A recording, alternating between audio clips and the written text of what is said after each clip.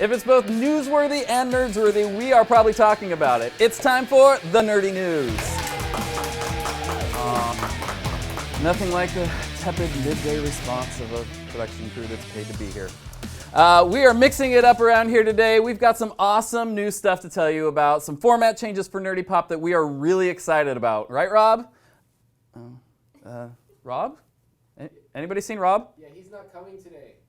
Oh, yeah, that's right. So one of the main changes is that Rob has become really freaking busy with a lot of kind of crazy awesome opportunities. Mostly, I think he got himself a Deadpool costume and is secretly trying to fight crime in Orange County. Ooh, that could be a cool reality show. Somebody write that down. Honestly, I think he's just depressed that Ryan Reynolds beat him out for GQ's Man of the Year, or that he wasn't even up for GQ's Man of the Year. Anyway, he still wants to be a part of the Nerdy Pop family as a special contributor and says he's open to coming back in the future, depending on his schedule. What does that mean? Honestly, I'm not totally sure. But the door is always open for Rob to jump in here whenever he's available. And in fact, you can feel free to bug him about it on Twitter at Robert Liefeld and on Instagram at Rob Liefeld. In the meantime, we'll keep the Deadpool mug on standby.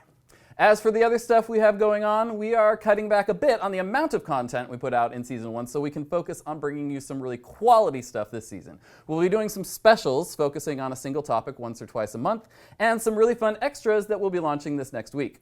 The biggest thing might be that we're finally giving you what you've been asking for. This week, we're launching Nerdy Pop, the podcast. It'll be a weekly opportunity for us to get super nerdy and geek out about, you know, the stuff that we like to get super nerdy and geek out about. But enough about us. Let's get to the news. This past weekend, Marvel's Doctor Strange, or Dr. House Learns Magic as I've been calling it, dominated the box office. Again! Marvel and Disney are on a roll as they are seriously owning 2016 at the box office. Doctor Strange has made $153 million at the domestic box office, and its opening was the second largest single hero opening since Iron Man in 2008. Take that, Ant-Man. Actually, I really liked Ant-Man. I think I actually liked it better than Doctor Strange. Anyway, it owned the box office this last weekend for the second weekend in a row, to the point that I didn't even realize that Arrival, starring Amy Adams and Jeremy Renner, came out. Aw, Hawkeye got the shaft again. Thanks, Marvel. Arrival has a slightly better reviews with its 93% on Rotten Tomatoes, though to be fair, Doctor Strange's 90% isn't anything to sneeze at, a phrase which I never really understood. Of course, we all know that Doctor Strange is going to have to take a back seat after this weekend. It'll be no competition, as one of the most anticipated movies of the year is dropping tomorrow night. Of course, I'm talking about Edge of 17. Just kidding.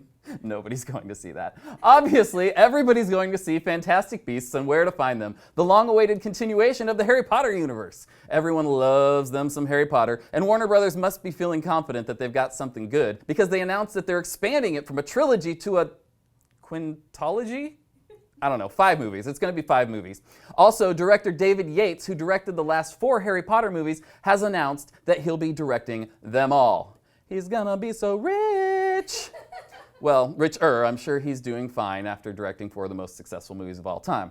Also announced was the fact that Dumbledore will be making his return in the second Fantastic Beasts film. And of course, everyone's guessing at who will play the younger version of the most powerful wizard in the world. Lots of speculation out there, but I say, get Andy Serkis to mocap the crap out of a young CGI Richard Harris. Which will never happen, by the way. Though there is a rumor that they want to bring Paul Walker back for another Fast and the Furious, so I guess anything's possible. Speaking of Harry Potter, Hermione is still out there casting her spell on the world, though it seems her Patronus is not an otter as we'd previously believed, but a beast. Disney has gone into full promotional mode for their live-action remake of Beauty and the Beast, starring Hermione Granger and Cousin Matthew.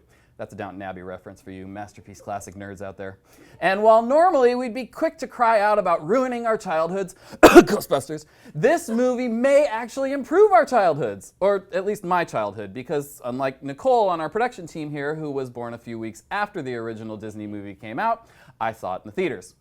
But I'm encouraged. That's because the pictures from last week's Entertainment Weekly were beautiful, and this week's full-length trailer has already broken the record for most views in the first 24 hours with 127.6 million views. The previous record holder was Star Wars The Force Awakens. I guess magic beats the Force, but Disney wins either way. Of course, we're all drawn to the classic tale of animal traps girl, girl falls in love with animal, animal turns to human just in time to save this from being a very disturbing tale promoting bestiality. Perhaps there couldn't be a better time for this story to be revived with its message that only love can trump the beast. Too on the nose?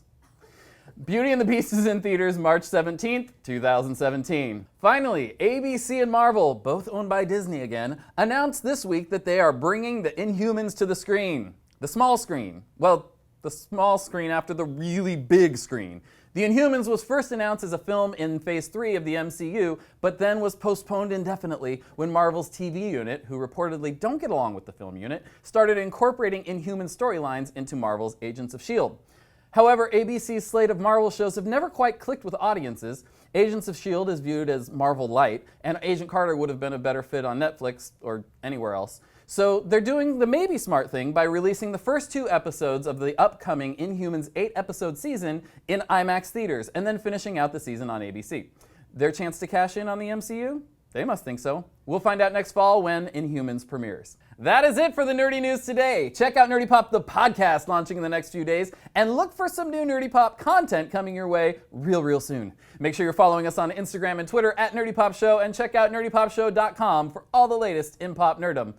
For Nerdy Pop, I'm Matt Barnes. See you next time. They're so good.